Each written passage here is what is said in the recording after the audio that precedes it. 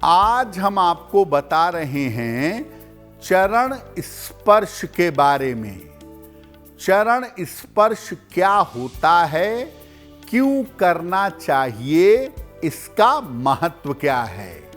देखिए, हिंदू संस्कारों में अभिवादन करने की परंपरा पाई जाती है और अभिवादन करने के कई तरीके हैं। हाथ जोड़कर प्रणाम करना, चरण स्पर्श करना, सर झुकाना, ये अभिवादन ही है। लेकिन चरण स्पर्श करना एक विशेष आध्यात्मिक और वैज्ञानिक प्रक्रिया भी है। सही तरीके से अगर आप चरण स्पर्श करें तो ऐसा करने से अद्भुत लाभ आपको जीवन में हो सकते हैं।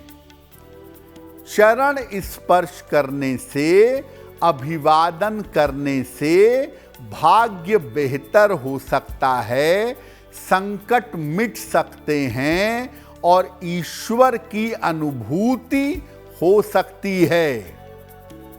शास्त्र कहता है, अभिवादनशीलस्य नित्यं वृद्धोपसेविना चत्वारि तस्य वर्धन्ते आयुर्विद्या यशोबलम।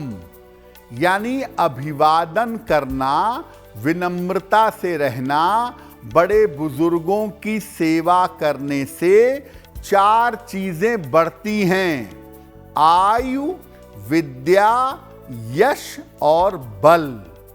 तो मात्र नमस्कार करने से, मात्र अभिवादन करने से आप अपने जीवन की बहुत सारी मुश्किलों को दूर कर सकते हैं। देखिए, आपके मन में ये विचार आता होगा कि जब हम किसी के पैर छूते हैं, चरण स्पर्श करते हैं, तो लाभ क्यों होता है, क्या कारण है। देखिए, हर व्यक्ति के अंदर एक विशेष तरह की ऊर्जा होती है, एक विशेष तरह की एनर्जी होती है और ये एनर्जी व्यक्ति के हाथों और पैरों की अंगुलियों से प्रवाहित होती है। यानी हाथों की अंगुलियों से भी निकलती है और पैरों की अंगुलियों से भी निकलती है। ये ऊर्जा स्पर्श से एक दूसरे तक पहुंच जाती है। हाथों से जब आप पैरों को स्पर्श करते हैं तो व्यक्ति ऊर्जा खींच लेता है। इसी प्रकार जब आप किसी के सर पर हाथ रखते हैं तो अपनी ऊर्जा उसी व्यक्ति को दे देते हैं। जिसका पैर छू रहे हैं, जिसका आशीर्वाद ले रहे हैं, अगर उसकी ऊर्जा शुभ है तो तत्काल लाभ होता है। अगर निगेटिव आदमी के, खराब आदमी के पैर छू रहे हैं तो आपको नुकसान भी हो सकता है।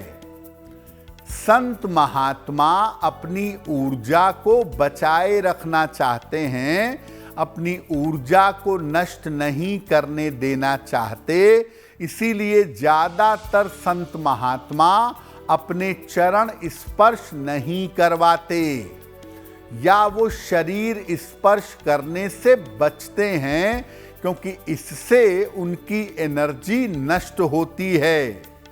लेकिन अगर कोई वास्तव में संत पुरुष है, महात्मा है और आपके सर पर हाथ रखकर आशीर्वाद देता है या आप उसके चरण छू पाते हैं, तो ऐसा करने से जिंदगी बदल सकती है।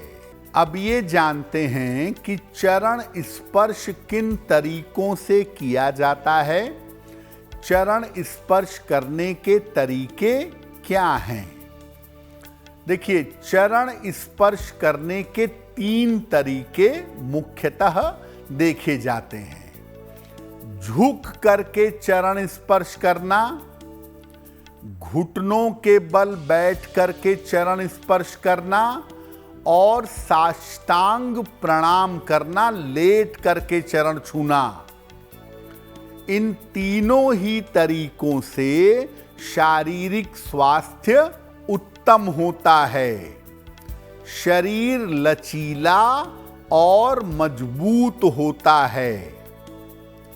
जब आप झुकना सीख लेते हैं, जब आपको झुकने की आदत आ जाती है, बड़ों के चरणों में, संत महात्माओं के चरणों में, देवी देवताओं के चरणों में झुकना सीख लेते हैं तो मन शुद्ध होता है और अहंकार का नाश होता है। जो जीवन में झुकना जानते हैं, उन्हीं को परमात्मा ऊंचाई तक पहुंचाता है। जिनको झुकने की आदत नहीं है, वो जीवन में कभी भी ऊंचाई पर नहीं पहुंच सकते। देखिए, चरण स्पर्श करने के कुछ नियम हैं जिनको आपको समझना चाहिए, अच्छा रहेगा। चरण उसी व्यक्ति के स्पर्श करिए जिसके प्रति आपके मन में श्रद्धा हो। मन में गाली दे रहे हैं, मन में अपशब्द कह रहे हैं, मजबूरी में चरण छू रहे हैं, तो ऐसा करने से आपको नुकसान होगा। आप निगेटिव एनर्जी पाएंगे और बीमार पड़ेंगे। तो चरण उसी के स्पर्श करिए जिसके प्रति श्रद्धा हो या जो श्रद्धा के योग्य हो। हर आदमी के चरण स्पर्श मत करिए। इसीलिए हिंदू परंपरा में नमस्कार किया जाता है पहले दोनों हाथ जोड़ करके। चरण स्पर्श करना एक बहुत बड़ी बात है। हर व्यक्ति के चरण स्पर्श मत करिए। अगर झुक करके चरण स्पर्श कर रहे हैं तो हाथों की अंगुलियों से पैरों का अंगूठा छूइएगा दूसरे व्यक्ति का। अगर घुटनों के बल बैठकर कर रहे हैं तो अपना सर दूसरे व्यक्ति के चरणों में रखिएगा। देखिए, लेट करके जो साष्टांग प्रणाम होता है वो केवल अपने गुरु या अपने इष्ट देव को कर सकते हैं। अन्य किसी को साष्टांग प्रणाम मत करिएगा। साष्टांग प्रणाम का मतलब है कि मैंने अपने आप को आपके चरणों में समर्पित कर दिया है। तो समर्पण 100% होता है साष्टांग में, सिवाय अपने गुरु के या अपने इष्ट देव के किसी और को साष्टांग मत करिएगा। महिलाओं को साष्टांग प्रणाम करना मना है। महिलाएं घुटने के बल बैठकर अपना सर चरणों में रख सकती हैं या सर जमीन से टच कराकर प्रणाम कर सकती हैं। अर्ध साष्टांग प्रणाम करेंगी, महिलाएं पूर्ण साष्टांग प्रणाम नहीं करेंगी।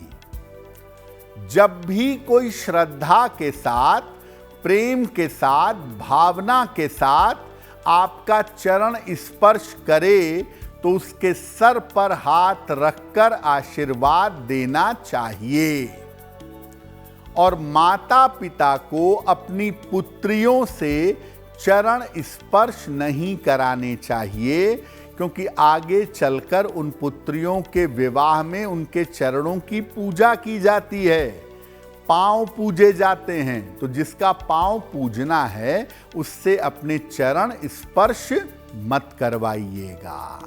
देखिए, चरण स्पर्श करके आप अपने ग्रहों को बहुत मजबूत बना सकते हैं, अनुकूल कर सकते हैं, उनकी मुश्किलों से निकल सकते हैं। कैसे करेंगे?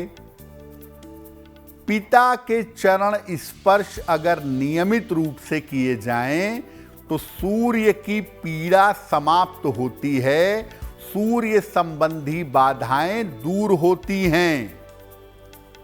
अगर माता के चरण स्पर्श किए जाएं, माता के चरण स्पर्श करें तो चंद्रमा अनुकूल होता है, चंद्रमा की मुश्किलें दूर होती हैं। अगर आप स्त्रियों के चरण स्पर्श करते हैं श्रद्धा और सम्मान से तो बुध और शुक्र मजबूत होते हैं। भाई और बहन के चरण स्पर्श करते हैं तो मंगल संबंधी समस्याएं दूर हो जाती हैं।